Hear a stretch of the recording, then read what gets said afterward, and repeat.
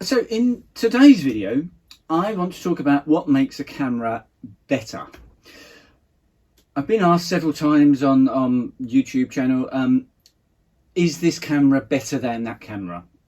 And there's Facebook groups, which I'm a member of, Nikon groups and that kind of thing, where people are often saying, I'm thinking of upgrading to so-and-so camera, is that better than the other camera? And I'd like to answer that question today. For the cameras that I have now, and some I've had in the past, from a real world point of view. And the cameras I'm talking about are D700, the D850, the Z6 and the Z5 are my current cameras, but also I'm going to refer back to cameras I've had in the past, which is the D780, the D750 and the Sony A7 III. So I'm going to try and give an overall picture in a reasonably short space of time of all of those cameras, how they compare to each other, which camera is a better camera than the others.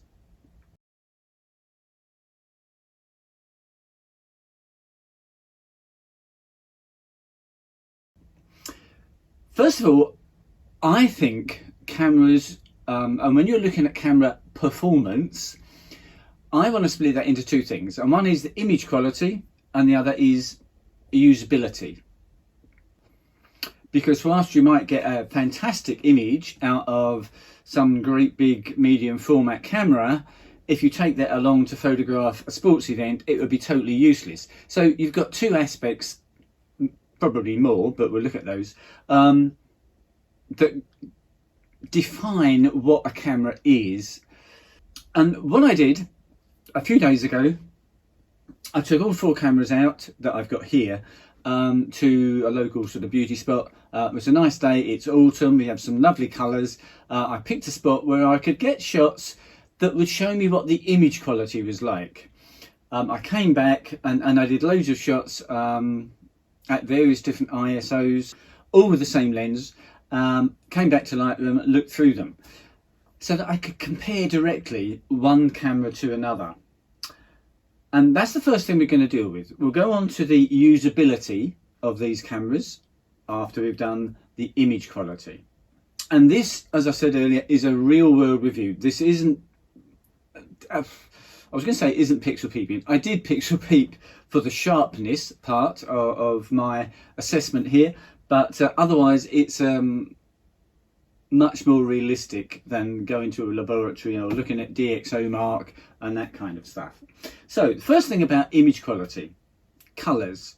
I've over the years shot with Fuji, Sony and Nikon, and in my view Nikon have overall the best colours, which is one of the reasons I still use Nikon. And just referring back, I found the Sony, and I had Sony A7 III and an A610, I think. I found that Sony images were, I don't know, kind of flat. They didn't have much depth. Difficult to describe. More like a smartphone picture than a camera picture, if you want.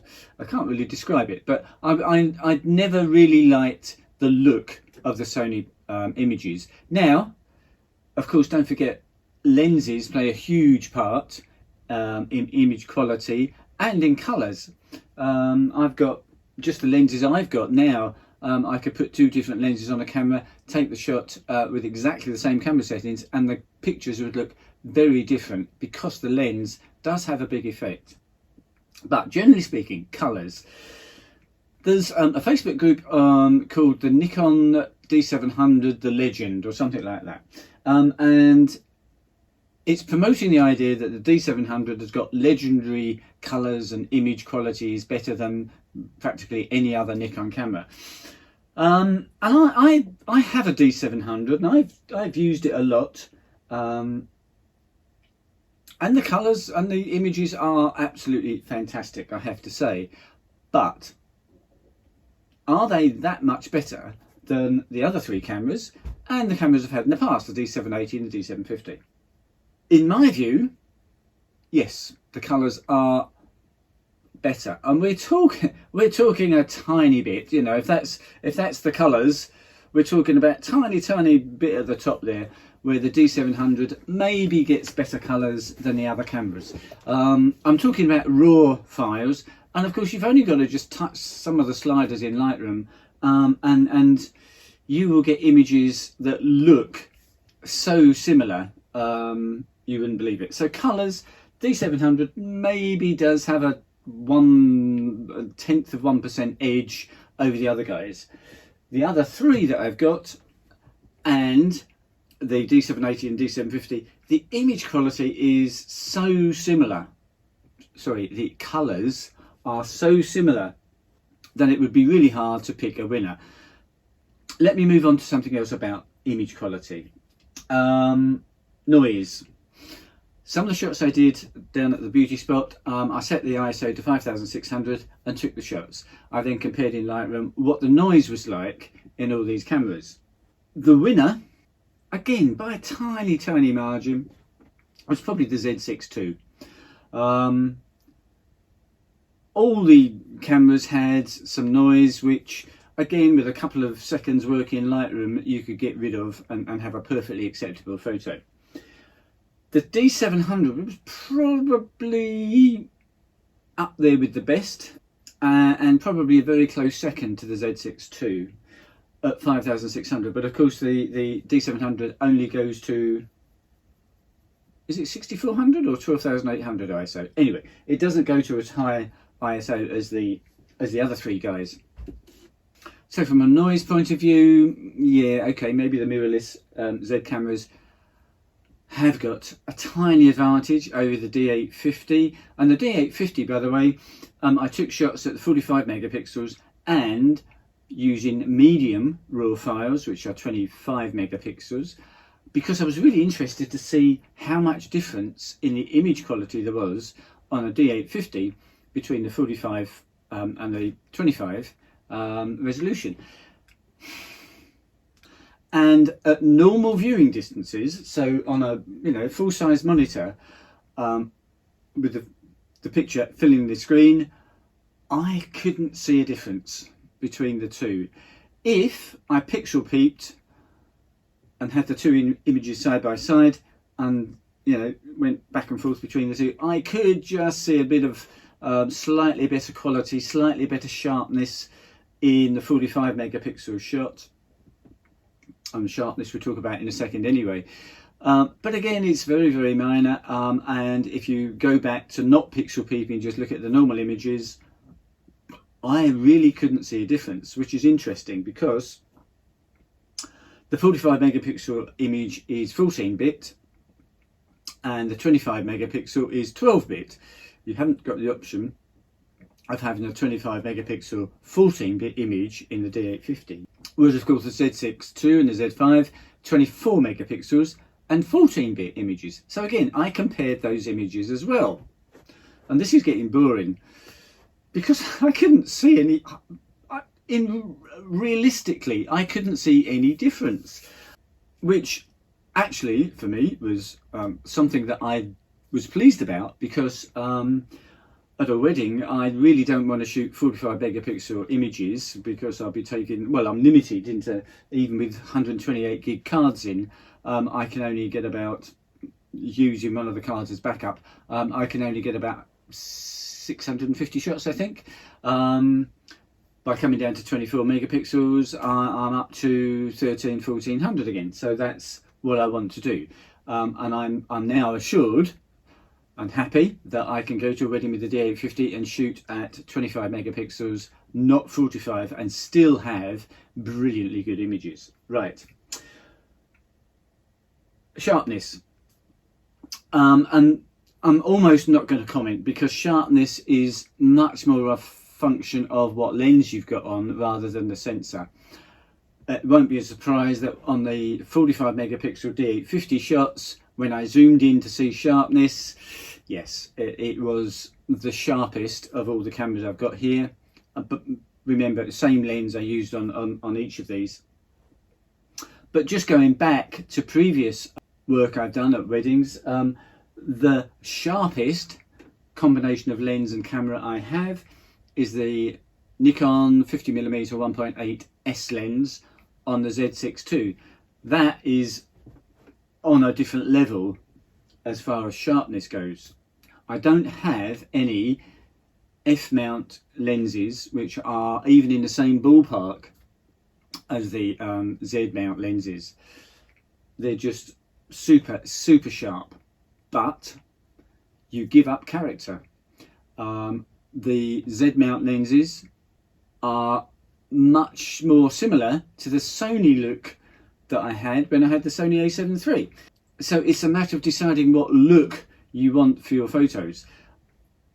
I actually want to do both. There are some shots at a wedding where I want absolute brilliant sharpness, for instance, detail shots, the rings and the perfume and jewellery and that kind of stuff. I want really tack sharp, beautiful images. There are other shots, like out in the field, sunset shots, where I don't want that. I want colours, I want softness, I want character. And by having both Z cameras and a D850, F-mount lenses and Z-mount lenses, I can choose which to use for what purpose. And that's the point, coming back to which is the best camera and that kind of thing. It's what is the best for this photo I'm going to take now in front of me with this light, where I want to get this look. Then you can decide what is the best camera. If you don't have that information, you cannot decide what is the best camera, what is the best camera, what is the best lens, and what is the best way to shoot it as well. So moving on. So that's image quality. Conclusion: if you want character, beautiful colours, you're not worried about cropping, you're not going to be printing more than about 24 by 16, D700 is a great choice. It is a really good camera. If you're going to do lots of cropping and you're okay to shoot at 45 megapixels, the D850. Everywhere in between, the Z cameras are absolutely brilliant. But they're all within a tiny smidgen of each other anyway.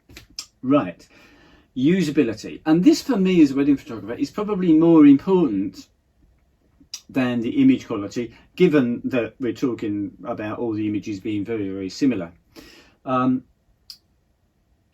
My job as a wedding photographer is to get the shot.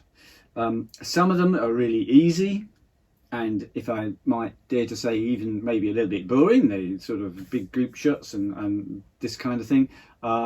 You've got time. If it takes 2 or 3 seconds to get the camera set up, it's not a problem.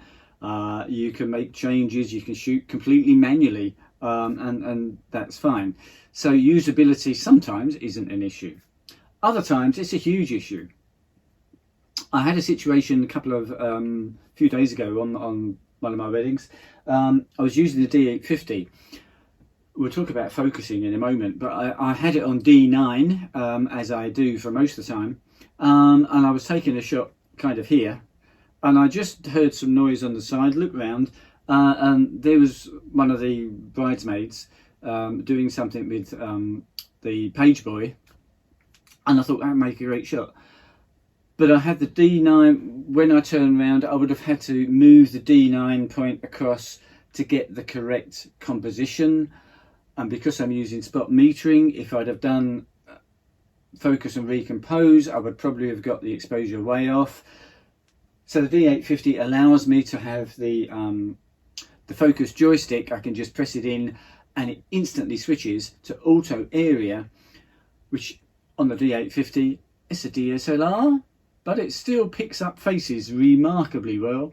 Hit that, got the shot, perfect. So from a usability point of view, the D700 wouldn't have stood a chance. So that is why the D700 is now no longer comes along to weddings with me. It's the D850 and the 2 Z cameras. When it comes to usability and the way a camera works, the 2 things that are really critical are the exposure. Can the camera get the exposure correct, quickly and accurately, consistently? and focus is probably the most important. You can fix exposure in Lightroom. You can be off by 2, 3, 4 stops maybe, and you can still bring that back and maybe have a usable image. If your focus is off by sometimes half an inch, you haven't got a photo. So focus for me is by far the most important aspect of a camera's abilities. And is it fun to use? Do you like using this camera? And whilst the Z cameras are much smaller, lighter, quieter, which is sometimes an issue, I still prefer the way a D850 or any DSLR feels in my hands. It's just lovely. Everything is in the right place. It's that much bigger. The controls are easier to reach. Yeah, and the optical viewfinder compared to the electronic viewfinder, again, it's what are you shooting? What time of day? If it's daylight, I would be probably, in most cases, more happy to use the D850 than an EVF on the Z cameras. Come first dance where it's really dark, or if I'm doing some evening shots outside, if I look through an OVF, it can be almost black. It's really quite difficult to actually pick out what to focus on to get the focus point in the right place, and it's just difficult. It's really, really dark.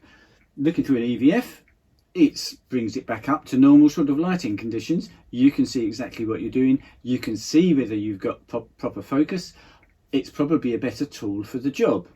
So to round up my assessment of what is the best camera from the usability point of view, again, there is no best camera. The D850 is wonderful from a focusing point of view. By the way, sorry, I didn't mention, I did a series of shots yesterday actually, just indoors, my lounge. How well do these cameras focus? So taking all 4 of them, sorry, all 3, I didn't do the Z5. Sorry, interrupted by a phone call. So I took all 4 cameras, I set up my dummy, my tailor's dummy with a face on the top, and I stood on the other side of the room, focused, and I walked towards the dummy in slow burst mode, so about 4 or 5 frames a second, and then looked at how many of those shots were in focus. I guess it's no surprise that the D700 was way down the bottom of the list, and I'm not talking a small amount, I'm talking simply in a different generation of camera. It's just not up to anything like the performance of the D850 and the Z cameras. So forget that. As far as focusing goes, it's just not going to work. Static subjects, that kind of thing, fine. Right, so the Z5, the Z6 and the D850. I tried various different focusing modes. This is a very generalized summary, and you might find it different if you do a test. I might find it different if I did a slightly different test on a different day with different lighting or whatever, or a different lens, who knows. But what I found was that overall, probably the Z5 is bottom, Z6 II and D850 vying for first spot, with the D850 just a nose in front of the Z6 II. It depends much more on which focusing mode you use rather than which camera, because using the right focus mode on the wrong camera will still probably get you better shots than using the wrong focus mode on the right camera, if that makes sense. So the right focus mode on the D850 was almost identical performance between 3D tracking and D9. The advantage of 3D tracking, of course, is that you can move the camera around, you can have your subject anywhere within the focus area, so you can get different compositions. And I have to say that worked really, really well. I was super impressed with auto area, AF, on the D850. It picked up the face from the other side of the room, and as I walked towards it, Again, I wasn't keeping the camera that still. I didn't purposely move it crazy all around the place, but it was moving as I was walking, and it continued to focus on the face absolutely brilliantly. Probably pretty much as good as 3D tracking. Possibly in different scenarios it wouldn't be as good because the background would be confusing or something like that. So 3D tracking or D9, certainly best on the D850. The Z6, auto area with face detect wasn't as good as the D850. It was still acceptably good. Auto area with the focus box, the tracking box, Nikon don't call it 3D tracking on the mirrorless cameras, and it's not as good as the D850. The best focusing I could get on the Z cameras was using D9, and that was very comparable then to the D850. But of course you've then got to keep that D9 spot on your subject's eye or face, whatever, so it limits you in terms of composition. So focusing still, the D850 as a general sort of one-off statement is slightly ahead of the Z cameras still. This was in normal light. I haven't done a comparison in really low light, but from my experience in the past, I again would believe that the D850 and the Z6 II are very similar. With the Z5, remarkably close. Nikon build the Z5 as their entry-level camera. Well, for an entry-level camera, it's very good performance indeed. So I hope that's been useful. It's been a bit of a ramble, and I haven't got a scoreboard because it's not that easy. You can't put these cameras into specific boxes as a whole camera. You've got to break it down into tiny little bits, and with those tiny little bits you've got if, but, and thens, and you still cannot come up with a definitive yes, this camera is best. It comes down to what cameras have you got, what lenses have you got, and what is the best one you've got at that moment to take this shot, and what is the best settings on the camera to get this shot. They are all fantastic cameras. What more can I say? So if you were expecting, if you watched the video and you're feeling a bit disappointed because I haven't actually told you what is the best camera, I'm sorry, but that is the answer. There is no best. I hope you found that interesting, even if not very useful. Anyway, thanks for watching. And if you've got any questions, queries, ideas for new videos, please get in touch. Thanks very much.